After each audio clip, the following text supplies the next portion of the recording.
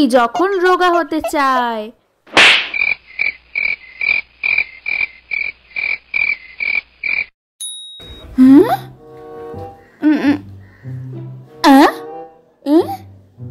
এটা সেই দোকান বাড়ির মেয়েটা না?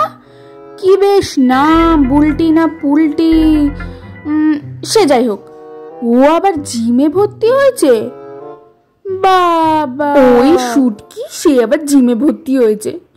আর এদিকে আর দিন আমি কেমন মোটা হয়ে যাচ্ছি। না টেপি, সামনে পুজো আসছে, টেপি তোকে রোগা হতেই হবে, যে করেই হোক রোগাটা হতেই হবে, হতেই হবে, হতেই হবে। হবো।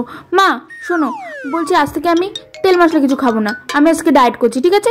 তুমি আজ থেকে আমাকে আলু দেবা না, তেল মশলা দেবা না, আর কিছু দেবা না, শুধু আমায় পারলে ঘাস ফুস দেবা। আমি আজ থেকে ডায়েট করছি।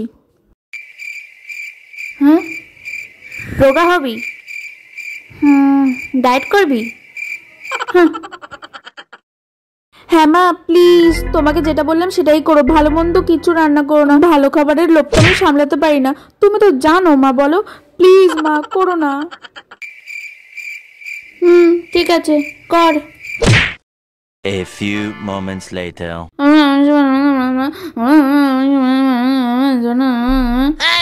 এই মনা, রান্না করেছি, খাবি চল। হ্যাঁ, কি রান্না করেছো মা? ওই তো একটু গরম গরম ভাত, একটু খাসির মাংস। চল আয়, খাবি, চল আয়, দেরি করিস না।